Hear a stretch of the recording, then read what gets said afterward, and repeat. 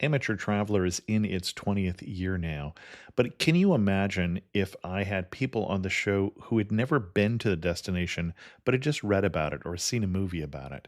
That wouldn't make any sense at all, and you wouldn't listen. We all know how important it is to receive advice from people who know a destination to get the most authentic local experience. And a great option for experiencing this is Explore Worldwide and their authentic small group adventures, led by local tour leaders, perfect for solo travelers who want to meet like minded people with a desire for adventure. I'm often an independent traveler, but two of my last three trips were with small group tours because they organize everything and it's a lot easier.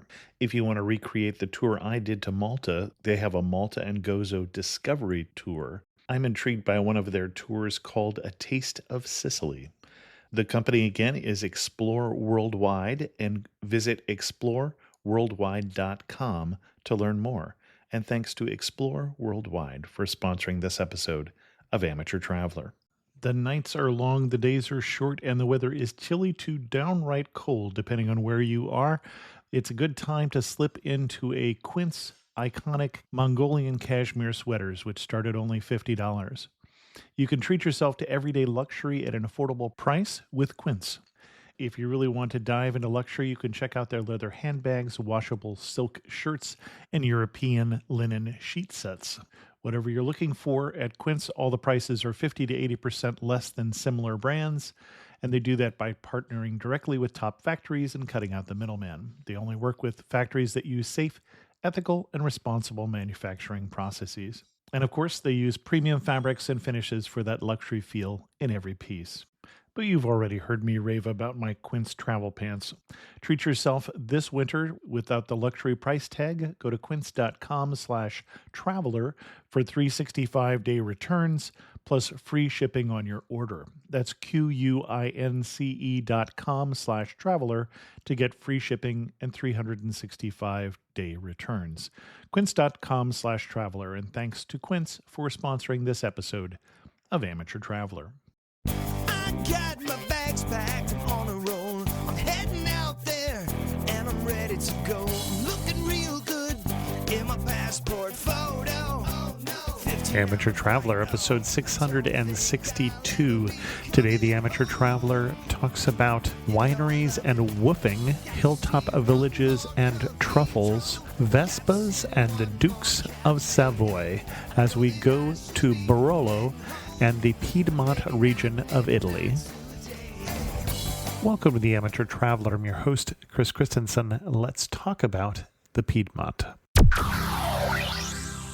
I'd like to welcome to the show Betsy and Greg Ball from EuroTravelCoach.com, who've come to talk to us about a region, a city, a wine region in the Piedmont in Italy called Barolo. Betsy and Greg, welcome to the show. Thank you so much. Thank you for having us.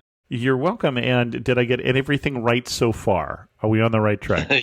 Yes, indeed. Absolutely. And can you put Barolo on a map for us?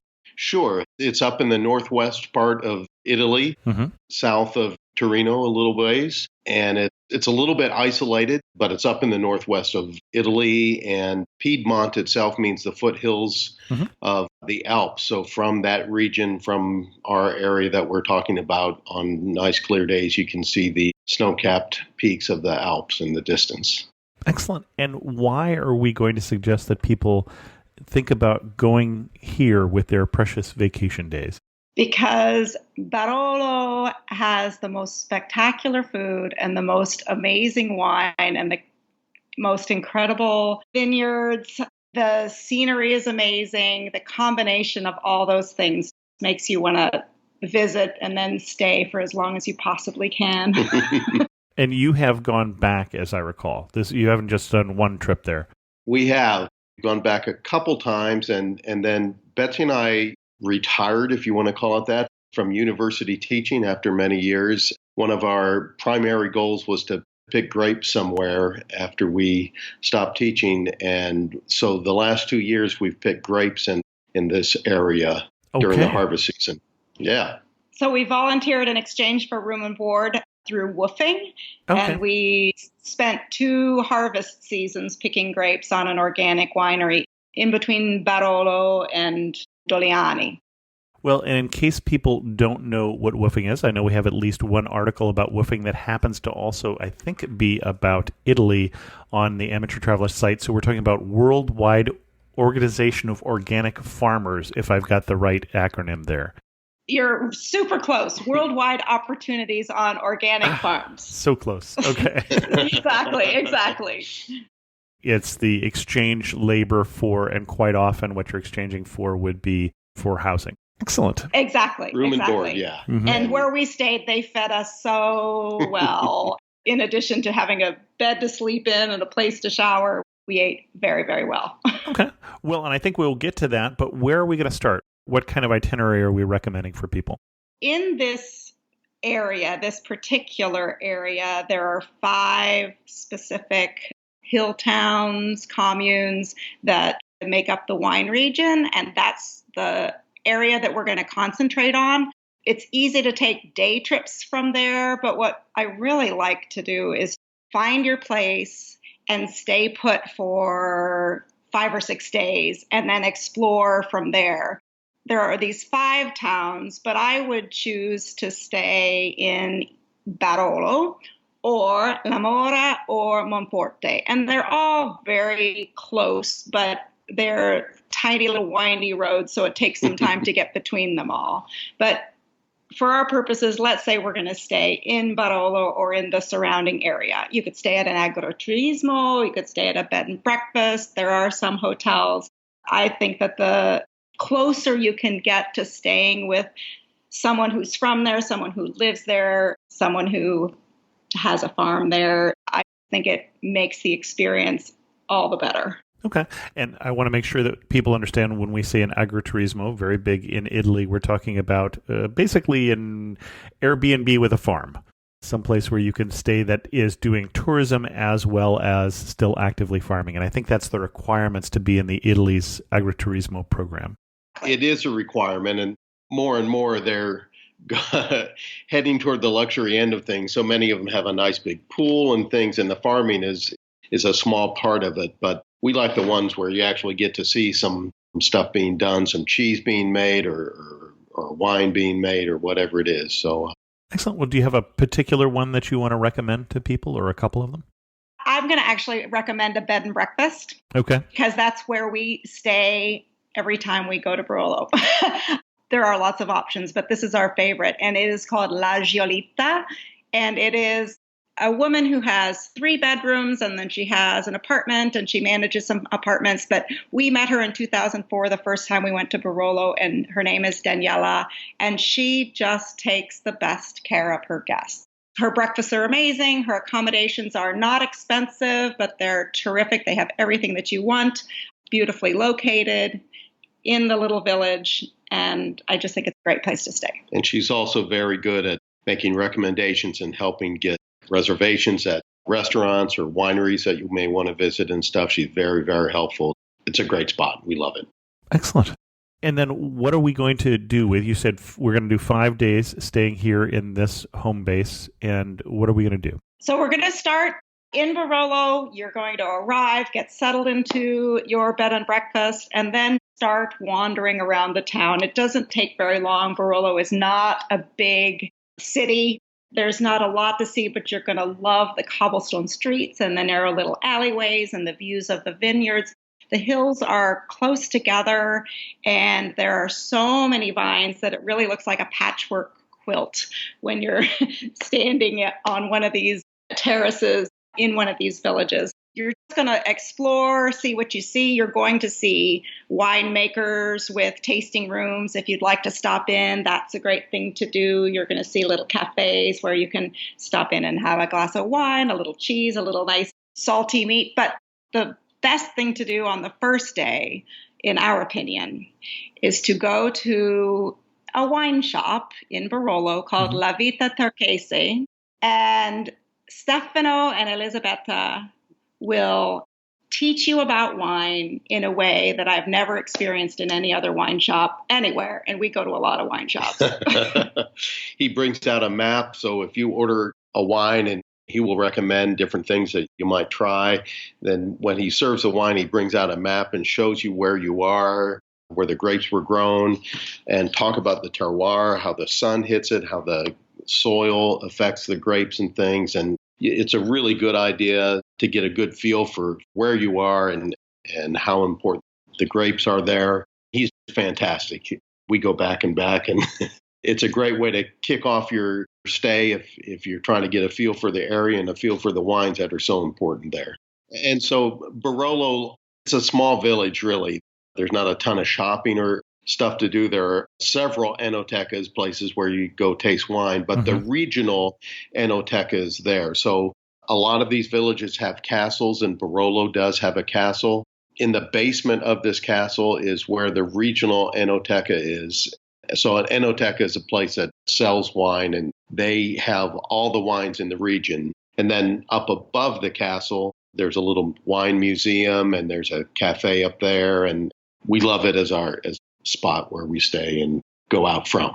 So we were there in May 2014, and we did not know at the time that it was the same week as the release of the 2010 Barolo wine, the Barolo vintage. And we didn't know.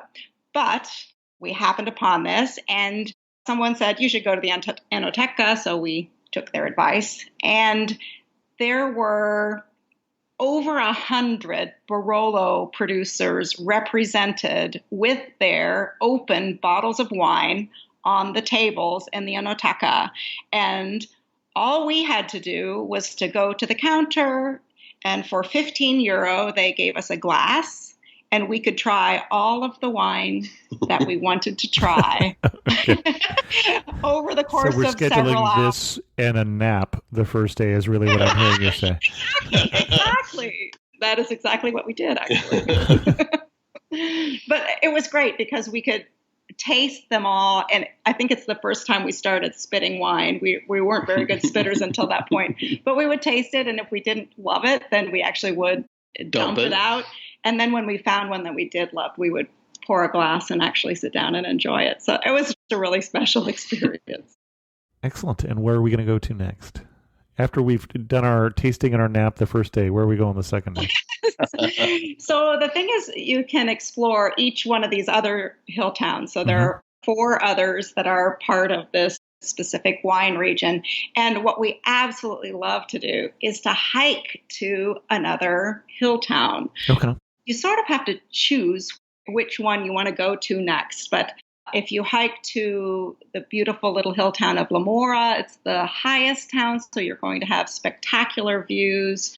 And of the 5, it's probably the biggest town, and it's got this beautiful panoramic view from it. So from the top of it, you can see the 5 towns that we're talking of, plus several others. You can see down into the valleys. You can almost see the whole way to Alba. On a clear day, it's just spectacular. It's really, really nice. And this town is big enough that there's a little shopping to be done, beautiful restaurants again. There's a nice church. There's an older church. It's not used as a church anymore that always has artwork in it. There's communal enoteca there that just has wines that are grown around the city of Lamora. They're really knowledgeable and can tell you about wines from their specific area. One of our favorite wineries is located there, so you could plan a tour to visit it, but they also have a tasting room that you actually can walk into. A lot of the wineries, really, it's best to make a reservation. Yeah, you almost have to before you go. But this one, you can actually walk into, and they will host a tasting right there. Yeah, Marcarini is the name, and it's kind of special for us because on our very first visit, the first night when we sat down to dinner, this was the wine that was served and suggested for us that night. We loved it then. We still love it. And it's a great place to visit when you're in Lamora. I will mention that if you hike from Barolo to Lamora, it's uphill. Okay. Very uphill. Seriously uphill. I mean, it's a great hike, but you just need to know. And then, of course, very steep down on the way back. But if you're there at the right time of year, there are cherry trees. And we've been known to pick the cherries off of the cherry trees. They have fruit trees by the grapevines because the diversity in agriculture helps the grapes, really. Mm-hmm. But oh my gosh, those cherries are delicious. Well, and it looks like we're talking about something like an hour-long hike. At least Google Maps thinks it's an hour long. Okay. Okay, an hour and a half on the way up and then an hour coming back. Okay. Yeah. Coming downhill, it's easier to make that hour target. Got it. Excellent. Anything else we want to talk about in terms of Lamora? There are other hikes that you could do. Mm-hmm. You could hike from Barolo to Monforte. That is also a beautiful hike. So if you wanted to get up, have breakfast, then hike to Monforte, have lunch, go to a wine tasting, come back. I mean, it's such a great day. And it also helps burn off some calories from these fabulous meals that you're likely going to have. And if you're trying to talk somebody into coming with you who is not a big fan of wine, are there other things that we're going to recommend for them to do? There is a lot of art around in all the little cities. There are art galleries and studios that are quite common and really nice. And there are also a lot of different festivals throughout the course of the year. So depending on what time of year you go, you could attend one of these festivals. Now, mind you, many of them are wine related, but not just wine, also food. In Piedmont, the whole region, there are 45 Michelin-starred restaurants. And in this region that we're talking about, there's a huge concentration of them because food is so important. There's even a 3 Michelin-starred restaurant in Alba, which is not very far, which is the next place I would recommend that you would go. So Alba is not one of the 5 towns, but it's only 30 minutes down the road or less. It's a little bit bigger than some of these hill towns, so there's a little bit more to offer. And if you happen to go on a Saturday, you'll hit the Alba market, which is a huge market. It's huge. It floods all the streets, and you can buy everything from food, truffles in the fall if you're there, to underwear and socks and hardware. Hardware and farm implements. It's crazy. The markets are just so much fun. And actually, Alba is a great spot to gather information about the rest of the area because the TI there is very comprehensive and their English is fantastic and they have a ton of resources for you. So they're just super, super nice and very helpful. And let's just pause there and translate TI to Tourist Information Office.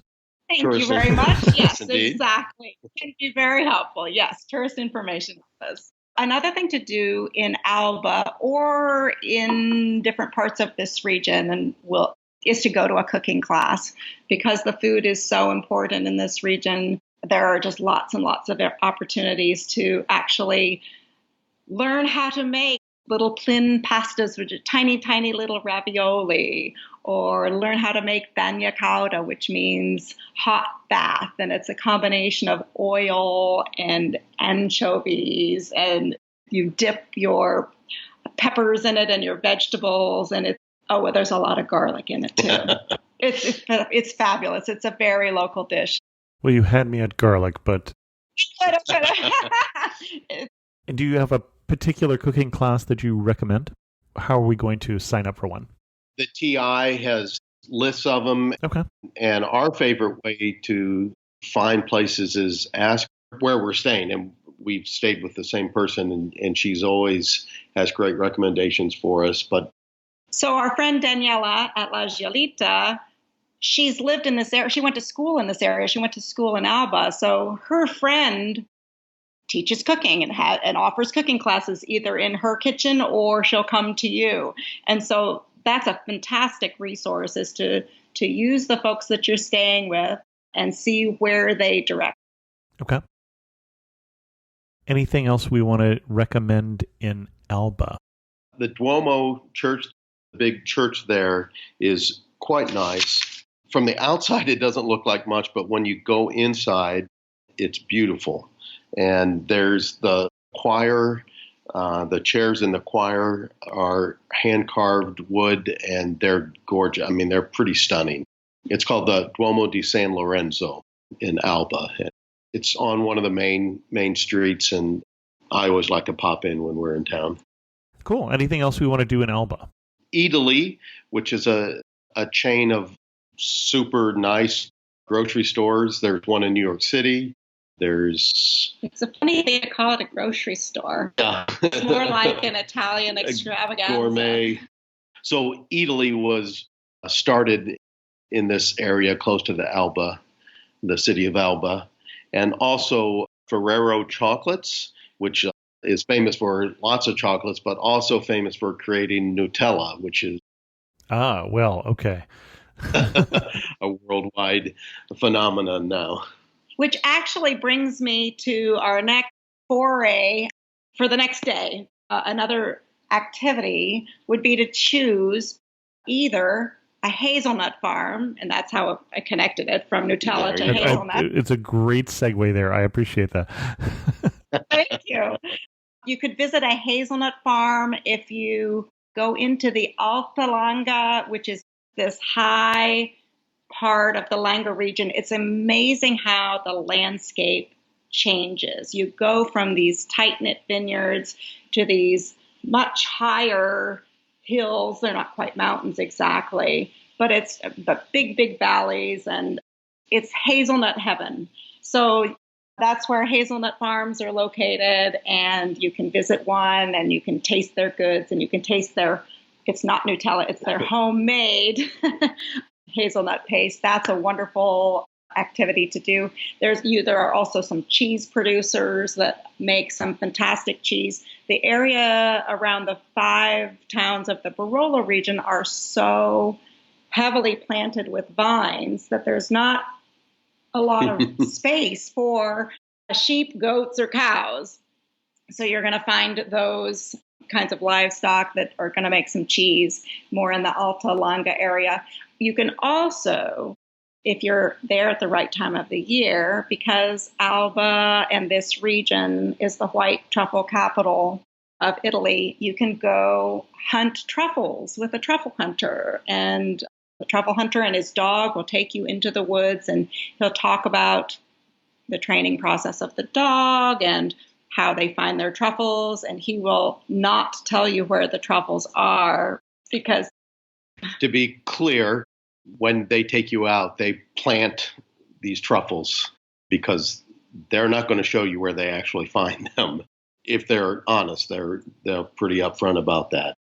Anybody who claims to be taking you out and finding them with you, it's not true. Interesting. And his dog, not his pig. Correct. Exactly, yes. In this area. And so then after you learn about this by going in the woods with the truffle hunter, then you, of course, you don't have to, but you would be remiss if you didn't go back and have some lovely, very plain pasta, probably just with some butter and then shaved truffles on top. Okay. Spectacular. And it's like nothing you've ever tasted. Excellent. What else do we want to tell people to do in this region? Well, one of our favorite things to do is to take either a Vespa tour or a bike tour. You can do either one. So Vespa tour for uphill and bike tour for downhill? Is that what we're thinking? You know what? With the electric bikes, I think the electric bike is a great way to go. Electric bike is wonderful, but definitely cheating, yes. Well, so is a Vespa, right? Vespa's really cheating. It's on weekends especially. There are groups of bikers and going up these hills, and I like to watch. I'm not going to try it, but the Vespas are a blast, and we've done it a few times, and it's a really neat way to get between these little hill towns. You can see one from the next and plot your path, and you can almost see the whole route from one hill town to the next. And it's a really nice way to get around. Excellent. Now, I want to remind you, too, that when you pitched me, you also promised me a UNESCO World Heritage Site. So you can't get away without mentioning that. The wine growing area is the UNESCO site. Mm-hmm. It's called the Vineyard Landscape of the Piedmont, Langa, Roero, and Monferrato. And it's the first wine area to be designated as a UNESCO World Heritage Site. And so it includes the whole Barolo region up into Barbaresco, Dolcetto, and Roero. The grapes that are grown here are grown hardly any place else in the world. They're so well matched to the landscape and the terroir that's one of the reasons that it gained this designation from UNESCO. I'm not quite sure if it was the first one because the Douro River Valley is also UNESCO site because of the terraced wine region there. Yes. I'd have to look at the dates, but they call this a cultural landscape. Mm-hmm. Somewhere I read it said it was the first wine area to be given this designation. I just always take that with a grain of salt, especially if it's the tourist board, because I find that about half the time they're wrong. But well, I was going to take us to Turin next, if that's okay. If you would like to go on a day trip from this area, Turin is about an hour and 15 minutes north. Turin was the site of the Winter Olympics in 2006, so you're not too far from the mountains. But this city used to be the capital of the Kingdom of Savoy. Mm-hmm. And the House of Savoy was established 1,000 years ago. It's a royal family, and they established this region, and the kingdom was this particularly powerful region between 1416 and 1860. And the House of Savoy built all these residences, but not just residences, hunting lodges and castles and these amazing buildings. And these are also UNESCO World Heritage Sites. The Savoy, the powerful family, actually had a lot to do with the unification of Italy in 1861. So they were the powerful families, the kings, the powerful houses until the unification of Italy. And at that time, we weren't talking about the House of Savoy. We were talking about, for instance, Victor Emmanuel, who was the king of Piedmont and Sardinia, who became the first king of Italy. Yeah. And if you go down any city, you almost always have a Victor Emmanuel, yes, a Via Victor Emmanuel. Like the streets are all named after all these Savoy people. Yeah, well, and I think his title in Italian, I can't say it in Italian, was the Father of the Fatherland, that he helped create the country. And of course, the old joke was, what they said was, we've invented Italy, now we just have to invent Italians, because no one thought of themselves as an Italian in the late 1800s. Exactly. They thought of themselves as Milanese person or a Roman or whatever, but they were not Italians at that time. They all spoke a common language, or at least something close. But yeah, it's a very recent country, and it's a little surprising. We've talked about the House of Savoy one more time on the show that I can know of for sure. I know we've done another show on Turin, so maybe we mentioned it then, but they also came up when we talked about Geneva, because Geneva still celebrates in December their victory over the Savoy from a battle back from 1602. They celebrate that every December. But yeah, they were very important for the longest time, and Nice also would have been, I believe, in that region. So this whole portion of eastern, southern France and western Italy was all the Savoy. And I believe that their power even extended all the way to Sicily. I don't think so. Sicily was the Norman kings. That was the king of Naples. That was Sicily. They were Sardinia, though. Okay. At least later on, it was the king of Piedmont and Sardinia. I think Sicily was a different kingdom under Naples later on, which basically traces back to the Normans. But for that, there's a great Norman podcast, actually, that will tell you about the history of the Normans who invaded what was southern Italy. But we only dabble in history here on Amateur Traveler. Actually, are there other places we want to recommend that people go while they are in this region?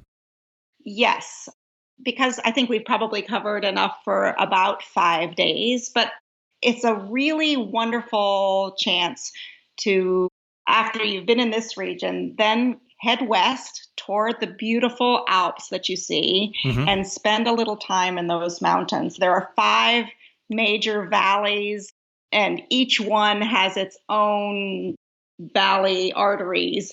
And to go there and spend a couple days relaxing away from everything is a very special opportunity. We went to the Mara Valley, and our winery host, actually. She just said, oh, this will be a good place. And she booked the reservation for us. And we stayed in Vernetti in the Marmora region in a little place. It's just this little mountain hut, but it was great. It had everything that we needed. It's called La Marmou. It was €64 per person for the room, plus dinner, plus breakfast. And is that someplace you are driving to or hiking into, or? We drove up. So from Barolo, it's probably about a 2-hour drive. So we drove up, checked in, dumped our bags, then hiked all day, came back, had dinner that evening in the little restaurant that they have, slept, got up in the morning, had breakfast there. She made us sandwiches for our hiking for the next day. We hiked all the next day, and at the end of the day, we drove back to our place. Excellent. Great weekend thing to do, or just for a couple days, and gorgeous landscape. And it's fantastic because when you get that far east, you're bordering on France. So people speak both French and Italian. So it's this wonderful blend of cultures and just beautiful, spectacular scenery and hiking. And you don't have to plan too far in advance to find your hiking trails. And you're also not going to encounter a lot of tourists there. Yeah. It was really, really great. Excellent. We say we're almost in France. That portion of France didn't become part of France till 1860. Again, because it was part of the Savoy, that region in between. And when you say 5 valleys, those are 5 valleys in the Italian Alps, specifically, that you were talking about there. Excellent. Are we ready for some of our wrap-up questions? I think Sure. so. You're standing in the prettiest spot in this region. Where are you standing and what are you looking at? Belvedere, they call it, on top of in La Mora. It's stunning. Like Betsy said, it's the highest part of this region, and you're looking back down into the valley, and you can see Barolo, you can see Monforte, you can see Serralunga, Castigliano Filetto, all these castles that stick out of these little hill towns. It's a beautiful place to spend lots of time and see where you've been and where you want to go, and look at all the vines and just take it all in. And it's quite possible that everybody else who's listening knew what you were saying when you said Belvedere, and I don't remember you talking about it before. It would mean good view is what it literally means, but what is Belvedere? It's a lookout. Okay. It's an overview. Got it. They just redid it. Actually, the last time we were there, it was still under construction, but I saw something on Facebook a few weeks ago that it's completed, that we had gone on it before, but they dug it all up and repaved it, and it looks even more beautiful than before. Excellent. And one thing that makes you laugh and say, only in Barolo or only in the Piedmont? We laugh when we say it. Yep. I think I have a good answer for that. Okay. We didn't talk about this typical dish that is characteristic of the Piemontese cuisine, but one of their specialties, the amount of antipasta, the before the pasta that they serve you, is overwhelming. But one of the antipasta dishes that is very, very typical is called carne cruda, which the literal translation is raw meat. And it is beautiful veal, chopped up super, super fine. Hand chopped, little oil, little salt, little lemon. And the thing that makes us laugh is the size of the portion. It's so much raw meat. You can't even believe how much raw meat it is. But it's delicious. It's delicious. Every place serves it, and it's really good. If that doesn't scare you too much, I love it. I'm always surprised the massive quantity that they give you as an appetizer, as one of the appetizers. Well, and of course, then you get the bowl of pasta, and then traditionally, you're not done. That's just your first course. Exactly. And then you have your main course. And of course, most of us, by the time you get to the bowl of pasta, it's like, uncle. Exactly. I am exactly. Done. That's why you have to eat for hours. Yeah, exactly. Well, that does help. Are there any other things that we want to recommend, since we have gotten back to food, not too surprisingly, in terms of you've really not been to the Piedmont, you've really not been to Barolo until you've also eaten. The pasta that they're most famous for is called anglinotti. Mm-hmm. It's a teeny little ravioli. It's on every menu.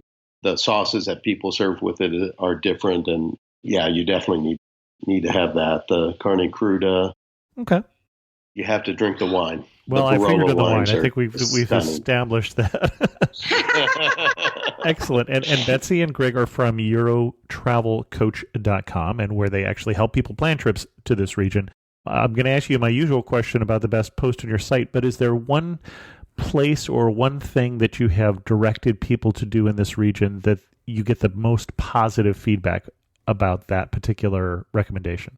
I think we talked about it, and that's La Vida Turquesi. It's an amazing place to go. It is a very special place, and the people who run it are passionate about what they do, and they present the wine of the region in a way like nobody else. For us, the personal touch is what makes things special for us. So we can go to the best restaurant in the world, and if you don't make a connection with the people who are serving you, it's no fun. Right. These people are amazing. They're just amazing. And there's a ton of wine shops around, and they're all good. They all have the same wines. This place is really super special.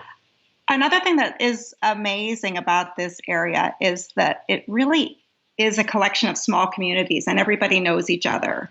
And it's incredible to think about, these are farmers, and they're in the same business, a lot of them, and they know each other. They know their competition. They know their vines. They know who makes traditional wine, who makes a more contemporary version. The people all know each other, and it's more of a community than any other place that I've really been. And it's also surprising to be in, let's say, Monforte, in the little piazza, just wandering around town, and during harvest season, you see tractors with crates of grapes on their trailer, just going through the middle of town all the time. You see it all the time. There's also a blog, we should say, at EuroTravelCoach.com. We'll say it one more time. If we wanted to send people to your best post on this region on your blog, where are we going to send them?